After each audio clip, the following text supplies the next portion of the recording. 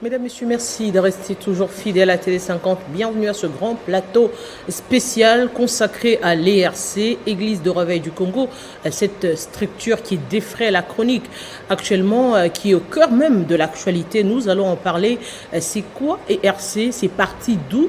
D'où est venue cette crise aujourd'hui qui met, je dirais, on parlerait aujourd'hui de deux camps, l'aile Sonika Fouta, mais également l'aile de Dokamba au niveau de l'ERC. Comment même sortir de cette crise? Et ce sont là les différentes questions que nous allons aborder sur ce plateau pour permettre à l'opinion d'être fixée clairement sur cette situation. Pour en parler, nous avons deux invités ici sur ce plateau. Nous avons le pasteur Jean Bosco Kindomba qui est premier vice-président et porte-parole de l'ERC, mais également le pasteur Bravo Jacques Martin qui est secrétaire général où siège même l'administration. Bienvenue sur ce plateau. Merci. Bienvenue, pasteur. Merci, madame. Alors, la première question, c'est quoi l'ERC? Je tiens d'abord à vous remercier de nous avoir reçus dans ces grands plateaux et félicitations aussi Merci. pour le travail que vous êtes en train de battre pour l'intérêt, n'est-ce pas, de la communauté congolaise et de la fierté de notre nation. L'RSC, c'est une église post-missionnaire parce que quand les églises ont été établies ici par les colons, c'était des églises importées. En dehors, n'est-ce pas, de l'église kimbanguiste, l'église, n'est-ce pas, indépendante, toutes les confessions religieuses sont de religion ou de confession importée. L'RSC, nous venons, n'est-ce pas, des églises post-missionnaires. Cela veut dire vers les années 79, de jeunes gens que nous étions, 16 ans, 17 ans, nous avons commencé, n'est-ce pas, à mettre en marche, à partir, n'est-ce pas, de nos églises, de groupes de prière. Et ce sont ces groupes de prière et des groupes charismatiques qui se sont transformés aujourd'hui à des grandes églises et que nous appelons l'église de réveil. Nous sommes pentecôtistes, charismatiques et évangéliques. Mais nous pouvons bien retenir, ce sont des églises post-missionnaires. Cela veut dire que nous n'avons pas un attachement avec l'extérieur. Les leaders, les timoniers, les initiateurs, le fondateur, n'est-ce pas, de ces églises sont des nationaux et des autochtones. Mais aujourd'hui, l'ERC, c'est un résumé. Aujourd'hui, si on parle de l'ERC, au-delà de cela, c'est maintenant une structure. Je voudrais préciser que la définition que le président vous a donnée, c'est parce que vous avez voulu connaître en tant qu'église. Maintenant, en tant que Structure. confession religieuse, il faut que nous puissions dire que c'est une nouvelle institution ecclésiastique à caractère intercommunautaire, dont l'objet principal est d'unir le groupement interecclésiastique des églises, des assemblées évangéliques, prophétiques, communautés confessionnelles, de ministères, groupes de prière, pour parler d'une seule voix auprès de l'État et vis-à-vis des tierces, afin d'assurer aussi le développement intégral de membres, ça veut dire de tout ce que j'ai cité là, les ministères des assemblées, pour une implication effective à l'épanouissement de l'Église corps du Christ et la reconstruction nationale du pays. À qui appartient la structure? La structure, elle n'appartient à personne, mais à tout celui qui vient. Voici d'abord un détail important. L'Église du Réveil du Congo n'adhère pas les gens, n'affilie pas les gens, mais il reconnaît la qualité. Ça veut dire tout celui qui est dans tout ce qu'on a défini là, qui considère que sa manière de prier se rapproche de ce qu'on appelait, il vient, il dit, reconnaissez-moi aussi comme membre. Et on lui donne un acte de reconnaissance. Quand nous partons dans ce que le pouvoir public a décidé, il a dit, l'Église du Réveil du Congo, ce sont deux églises ou des entités ecclésiastiques qui ne sont pas catholiques, qui ne sont pas protestantes, qui ne sont pas kimbanguistes, qui ne sont pas orthodoxes, qui ne sont pas des musulmanes, qui ne sont pas des églises indépendantes, ni de l'armée du salut, parce que nous avons été reconnus comme 6e confession religieuse. Donc, quand le ministre Georges Minsaï définit pour assainir le secteur religieux, il nous donne un communiqué officiel que nous avons en disant toute entité ecclésiastique qui n'est pas catholique, qui n'est pas protestante, qui n'est pas église de réveil. Mais nous, la définition est précise, église du réveil du Congo. Pourquoi? Nous ne sommes pas une église qui réveille les gens, mais nous sommes une église issue du mouvement charismatique de réveil.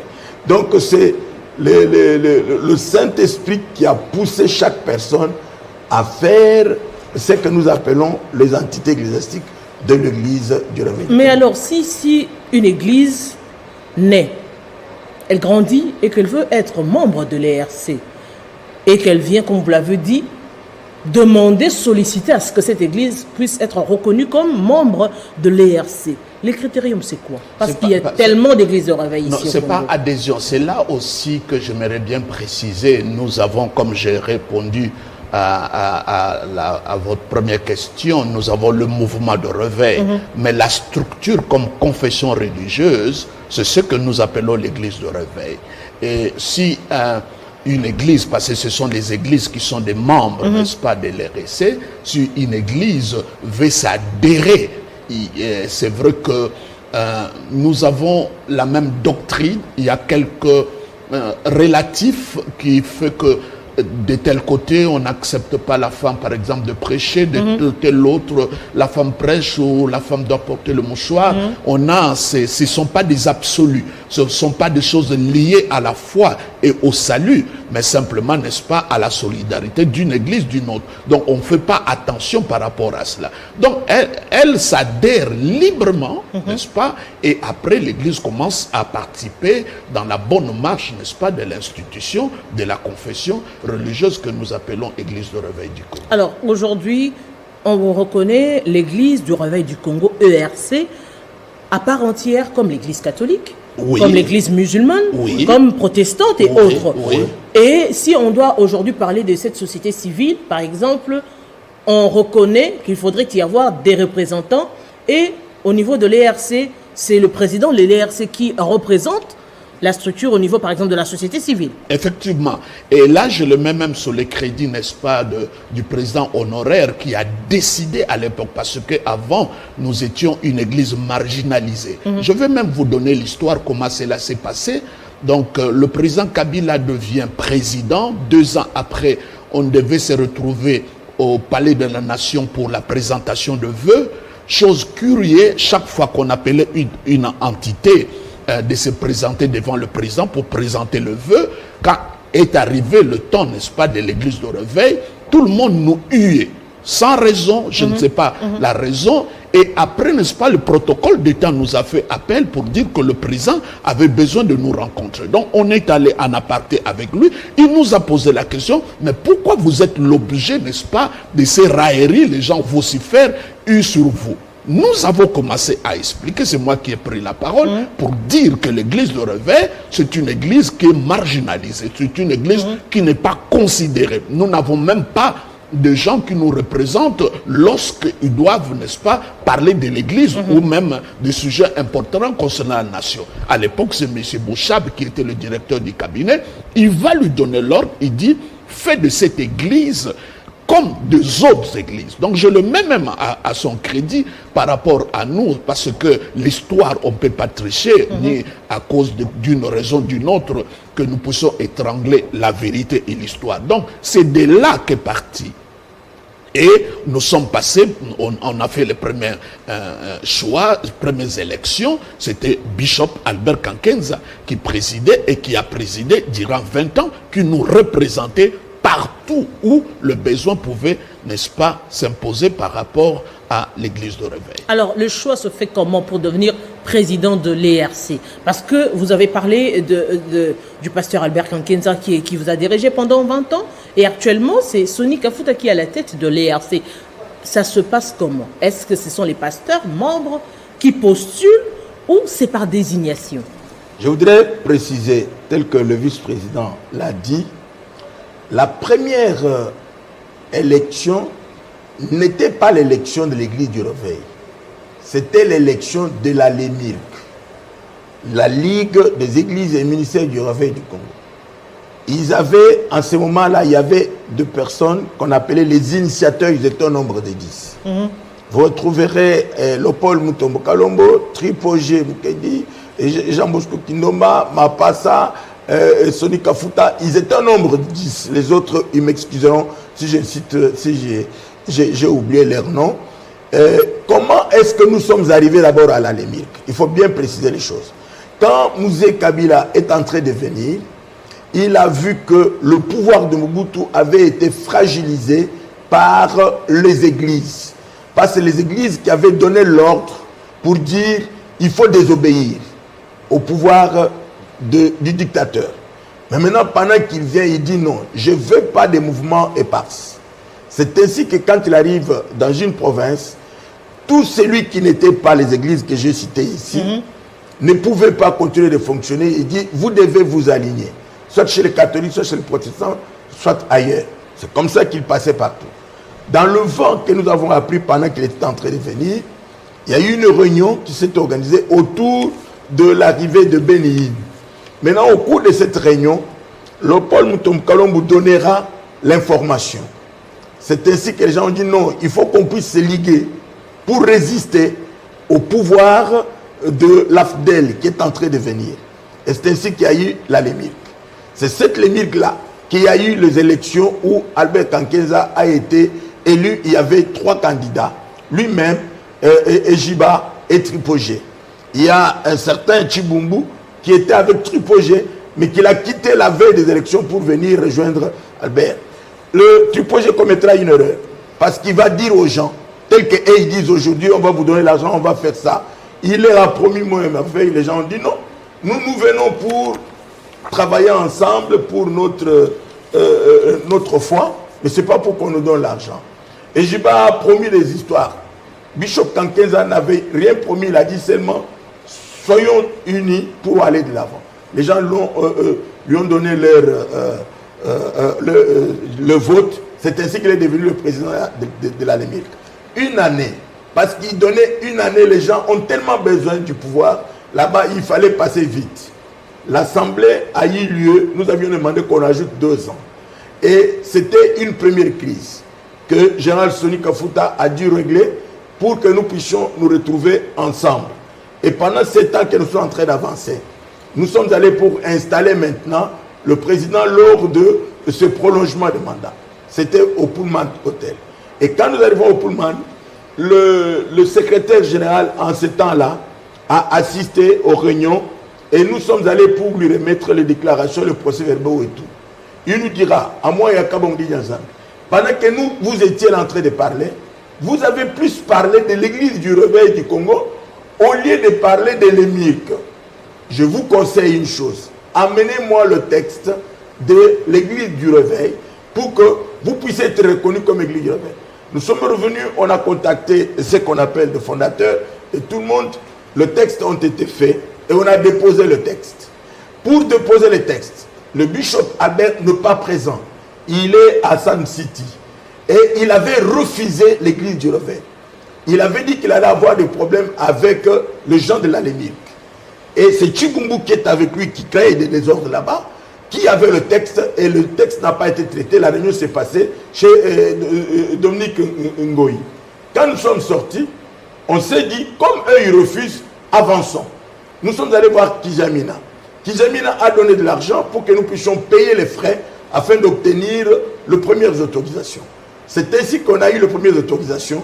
Et une équipe de gens, nous sommes dit, mais avec qui nous allons partir? Parce que nous devons demander la personnalité juridique. Nous avons placé Albert Kankenza comme président sur conseil de Kijamina, qui était loyal. Il a dit, comme il m'avait mis comme vice-président à la Lémirk, mettez-le comme président. Et c'est ainsi qu'on l'a maintenu et on a fait les autres. Ce n'était pas une assemblée. Ce n'était pas une élection. Alors, d'où cette question? Puisque de Kankenza à Soni Kafuta, c'est par désignation, c'est par élection.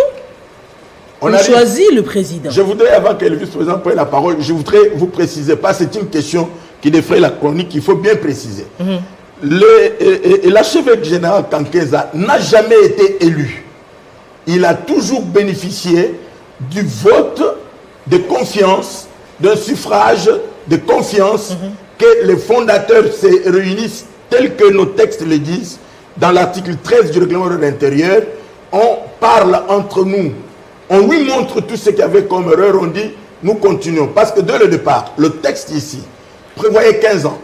Comment est-ce 15 ans? On avait dit les 5 premières années qui vont permettre au président que nous mettons en place pour faire asseoir l'institution ne lui seront pas opposés pour lui compter le cumul de mandats. Ce qui veut dire que c'était 5 ans qui étaient off.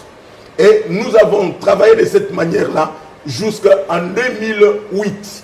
À partir de 2008, le premier mandat a commencé pour qu'on puisse maintenant compter les 2 mandats. Et c'est là où nous sommes venus maintenant encore. Le reverend Jean Bosco a dit il ne faut pas aller aux élections si nous n'avons pas réglé tout ce que nous avions comme problème. Il était au Conseil des sages. Il a demandé au général Sony, qui était le Conseil des sages, d'accepter.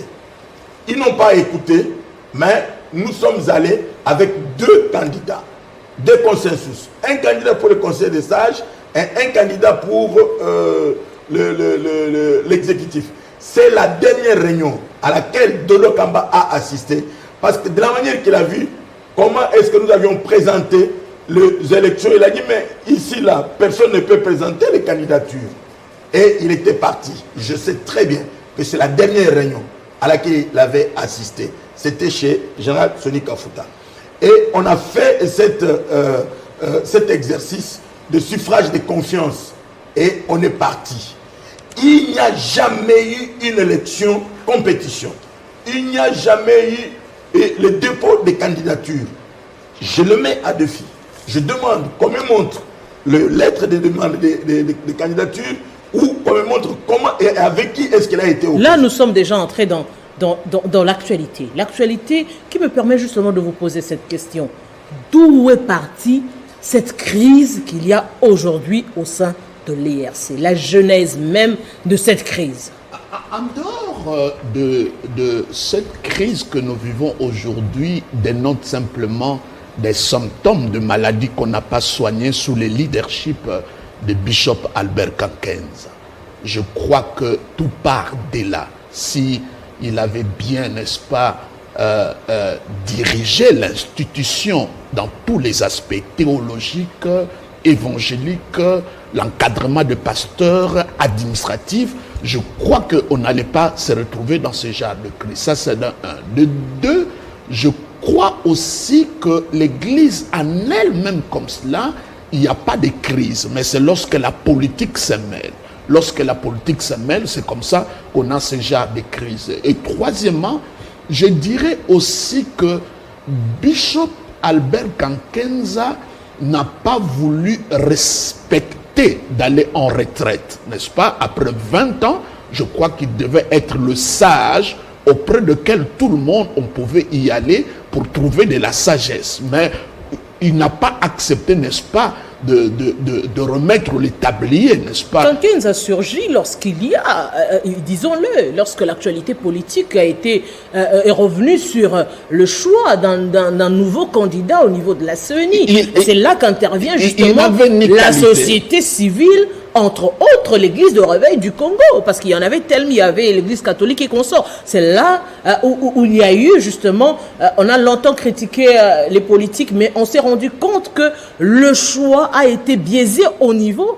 des membres de la société civile, dont l'église de réveil, qui a permis, je crois, au pasteur Sony Kafuta de revenir ici sur des faits qui condamnaient l'église catholique et consorts. C'est de là qu'est partie cette crise.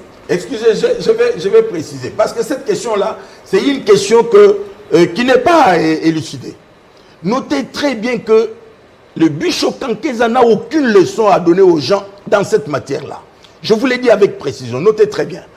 Le bishop Kankenza a enlevé ma candidature comme candidat à la présidence de la CENI pour donner la candidature de Malumalu 2. Malumalu 2, quand Malumalu est revenu après Ngoyi Mulunda. C'est le bishop Kankenza qui a levé ma candidature.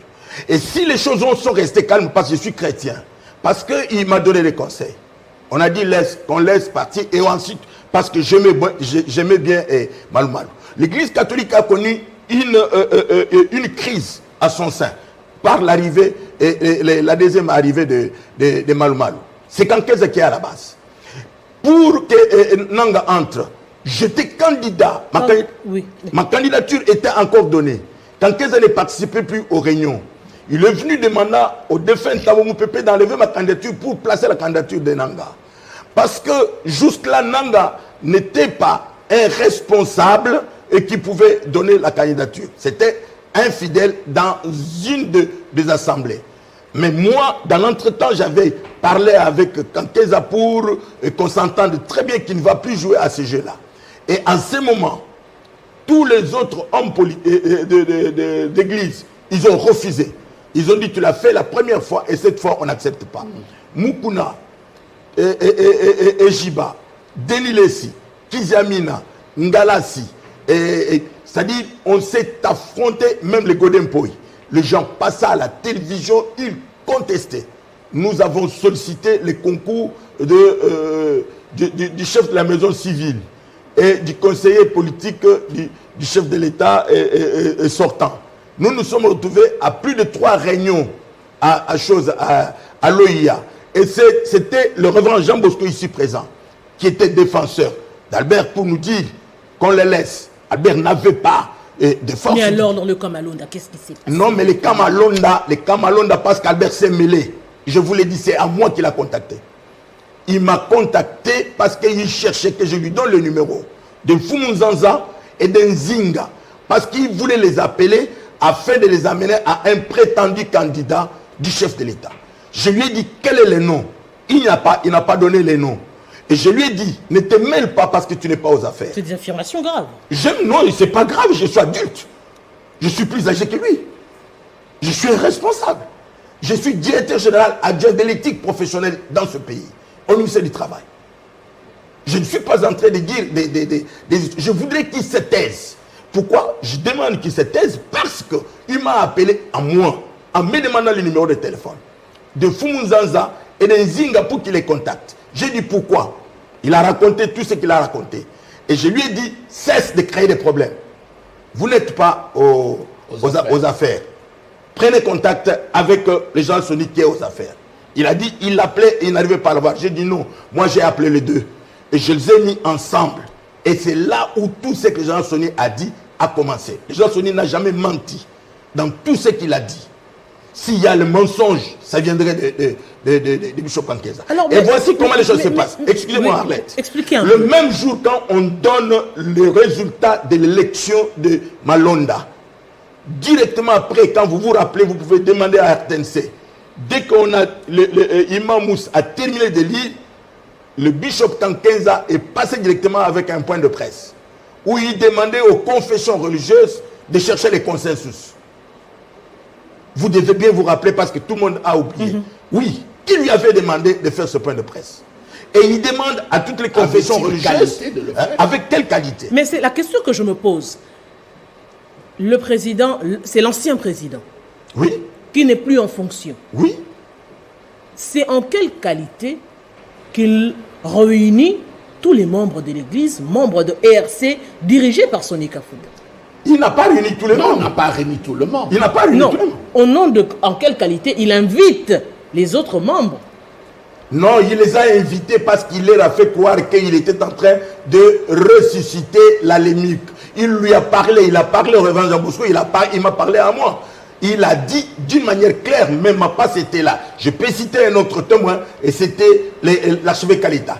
Il dit, moi j'en ai marre de l'ERC, je vais ressusciter la lémique et je mettrai et Sony à genoux. Parce qu'il m'a humilié. Ce ne sont pas des témoins. Il a humilié en quoi?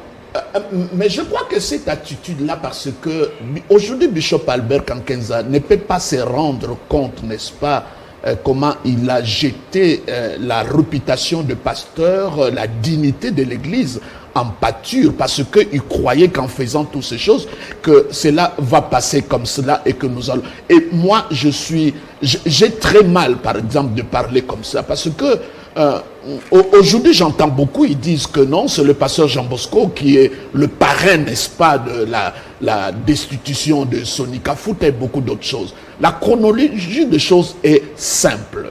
Depuis que l'époque, lui, il nous a imposé Général Sony, qui disait qui était son dauphin, parce qu'il aime bien apprendre les langages des politiques, son dauphin, et les choses sont allées. Et il nous a imposé, même au moment qu'on disait que la démarche que vous prenez n'est pas bonne. Et on est allé jusqu'au ministère de la Justice. Et là maintenant, de la même manière, lorsqu'il n'était pas d'accord avec moi, il a imposé Sony. Aujourd'hui, qui n'est pas d'accord avec Sony, il nous impose le prophète Dodo Kamba. Le prophète Dodo Kamba, la dernière fois qu'il a participé aux activités de l'église de Réveil, il y a 5 ans. Comment vous pouvez expliquer quelqu'un, 5 ans, ni de loin, ni de près, même son nom ne se trouve pas parmi, n'est-ce pas, le fondateur, et qui devient président de l'église de Réveil,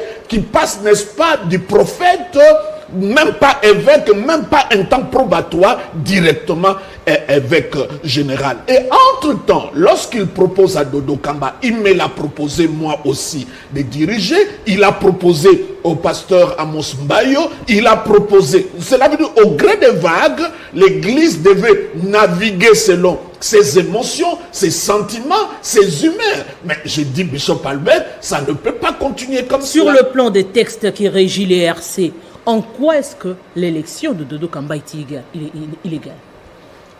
D'abord, il faut que nous puissions retenir que je peux aller avec des textes. Puisque nous parlons des textes. Oui, nous sommes dans le règlement de l'intérieur. Le règlement de l'intérieur à l'article 13 dit ceci.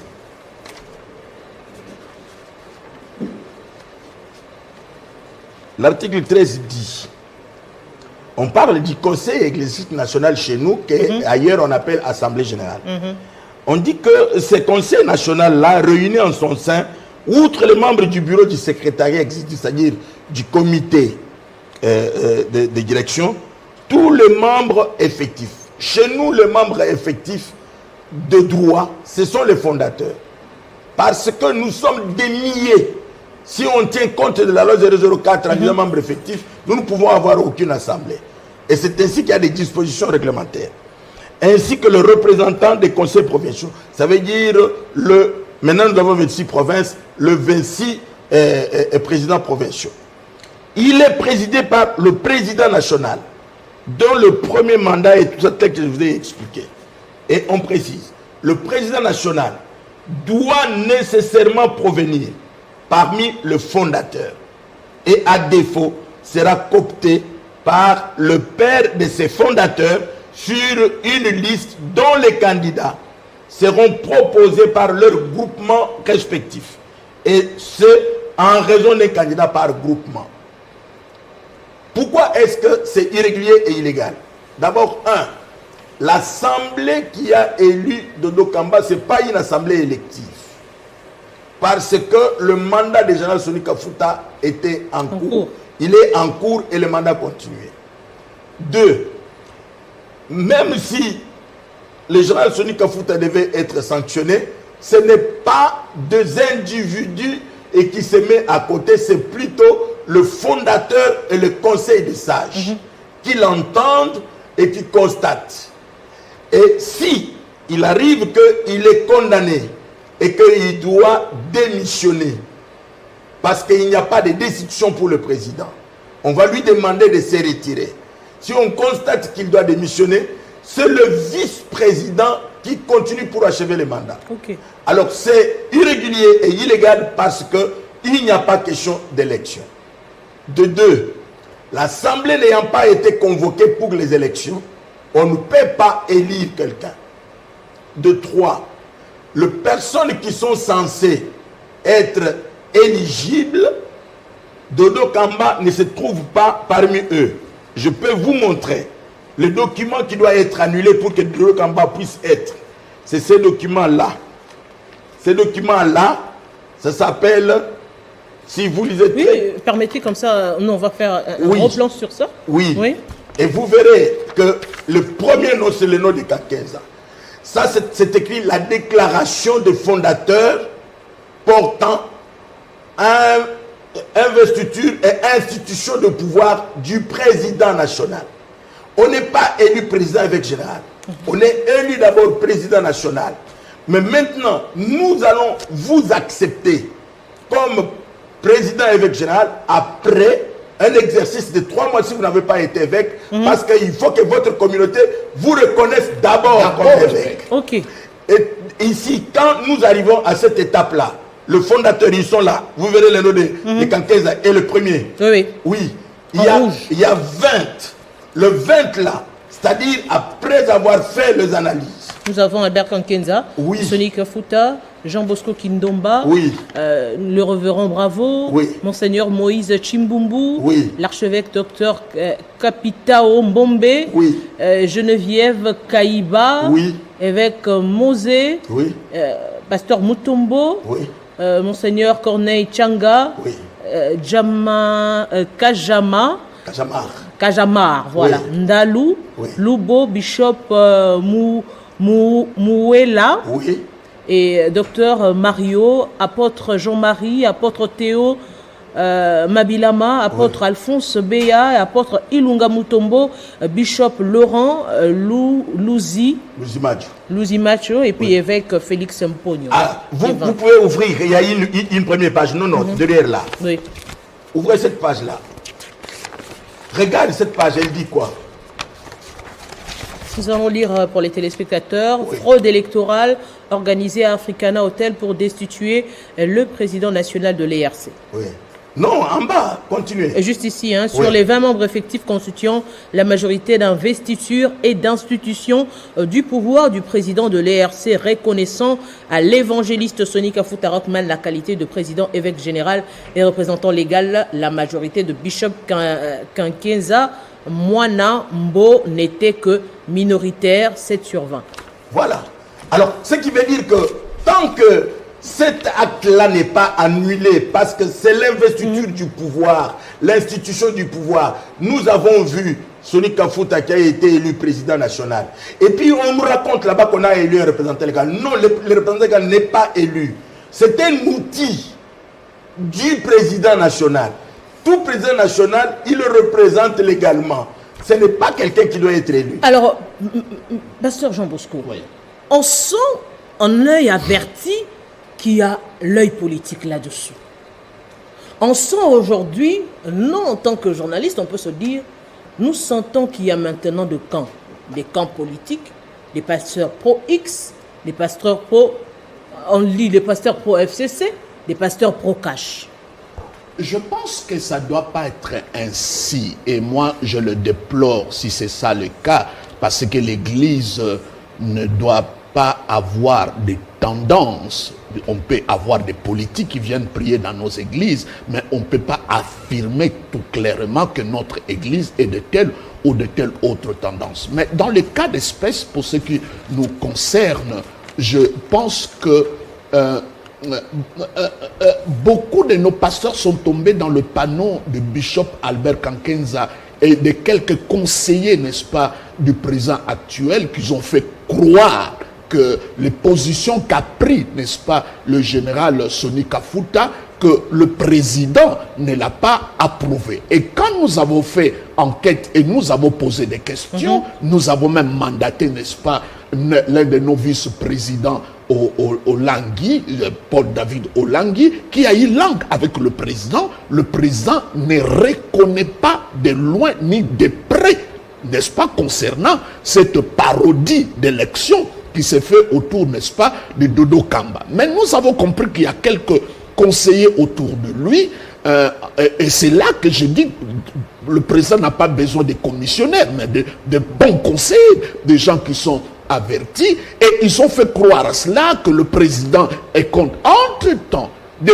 tout ce qui se passe, la personne qui a défendu le président de la République, c'est le général Sonny Kafuta. Lorsque le prélat catholique parle durant cette élection, c'est ce que le général Sonny a dit, que Ronsard, c'est lui, n'est-ce pas, qui est, n'est-ce pas,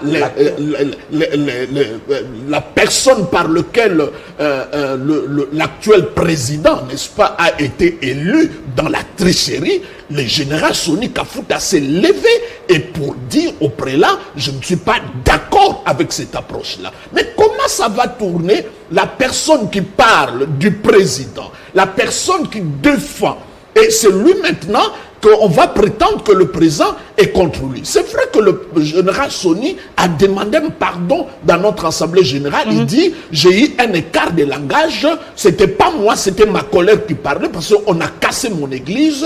L'église catholique, et particulièrement, n'est-ce pas, comment il s'appelle, Abbé Cholé, m'a fait parier pour dire qu'il va m'enlever de l'église de Réveil. C'est comme ça, moi, je dis à Bishop Albert Kakenza, même si le général Soni a fait des erreurs, nous avons des relations de 40 ans. Vous ne pouvez pas l'évacuer comme ça, le destituer. Et dans tout ça, allons où calmement. se trouvent les chrétiens? Parce qu'ils nous regardent au quotidien.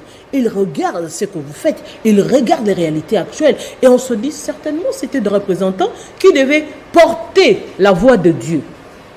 Qui devaient porter je rappelle le parole l'éthique. Qui devaient porter la vérité et l'honnêteté. Voilà. Même la Bible le dit. Si on doit vous tuer pour la vérité, acceptez que ce que vous faites, c'est pour le bien-être des... Mais nous demandons à Albert Kankeza la lettre qu'il a signée le 21 septembre 2019, où il demandait qu'on puisse accepter son sacre comme archevêque général. Écoutez ce qu'il écrit. Rapidement, parce que le temps nous fait toutefois, je confirme au Conseil des sages, comme nous l'avons convenu avec le président évêque général Soni Kafuta, qu'il le reconnaît, le président évêque général, que la cérémonie des sacres de l'archevêque général, en signe d'honneur pour ma sortie des fonctions institutionnelles, se fera le 17 octobre 2019. Je demande qu'il soit sincère, qu'il enlève tout ce qu'il y a comme manipulation. Il a toujours eu l'honnêteté de confesser ce péché, de demander pardon publiquement. Qui demande pardon publiquement sur tout ce qu'il a fait? Il a été le premier à voter la destitution. Qu'il sache que ce qu'il a fait. Nous aussi, nous n'avons pas fait voter. Nous avons décidé de lui enlever la qualité d'archevêque. Parce que la qualité d'archevêque n'existe pas dans l'église du Réveil. Mais il lui a été donné à lui comme un titre honorifique pour sa sortie. Mais ce n'est pas pour déranger les gens. Au jour d'aujourd'hui, il les a mis dans le texte. Ils ont manipulé l'église de Dieu avec les textes qu'ils utilisent maintenant. Appelez-le. Aujourd'hui, par rapport à toutes ces... Comment sortir de cette crise pour que l'église... Aujourd'hui, les gens s'identifient à vous. Certainement que les chrétiens également se disent que puisque nos responsables, nos leaders ne s'entendent pas, chacun prend position. Madame, quand vous lisez la Bible, vous êtes averti, ne peut pas vous étonner qu'il y a eu des conflits. Et les conflits, je crois, ils sont là aussi pour nous pousser au futur, de réfléchir autrement, de grandir. Et je crois que cette crise, nous allons nous retrouver parce qu'il y a un sommet de l'unité qui est organisé dans le jour qui vont venir. Et il est important que nous puissions bien comprendre que quand nous y allons, ce n'est pas pour destituer Soni Kafuta, nous devons revenir dans l'égalité. Même s'il y a des choses à reprocher au général Soni, ça devait se faire selon, n'est-ce pas, la démarche biblique. Comment vous n'avez pas écouté quelqu'un? Et vous allez même oser parmi les greffes, oh, il a désobéi à l'ordre du président. Aujourd'hui que je vous parle, le général Soni, je ne parle pas de l'église de Réveil, il les a tentés en justice, qui le prouve à quel moment le président lui a donné l'ordre et lui, il a désobéi à cet ordre-là. C'est parmi les greffes, parce qu'il croit que l'église, ce sont des partis politiques. Il a désobéi au président de la République. De la République. Mais lui, il n'est pas agent de l'État. Il n'est pas agent de l'État. Il n'est pas membre du gouvernement. Et qu'il prouve que le président est là, le président lui a donné des ordres et que lui n'a pas respecté cet ordre. Il n'y a pas un ordre qu'il a reçu. Et il les a tentés en justice. Ils doivent eux-mêmes s'expliquer. quels sont les ordres que le général Sony ne s'est pas soumis nous sommes arrivés, nous sommes arrivés à la fin. Oui. Précisons que rapidement, le procès qui sont en train de suivre où ils avaient été, ce n'est pas l'église du Réveil. C'est la personne du général Sony Kafuta, ses avocats, à titre individuel. L'église du Réveil ne peut pas faire un procès parce que tout ce qu'ils ont fait n'existe pas pour nous.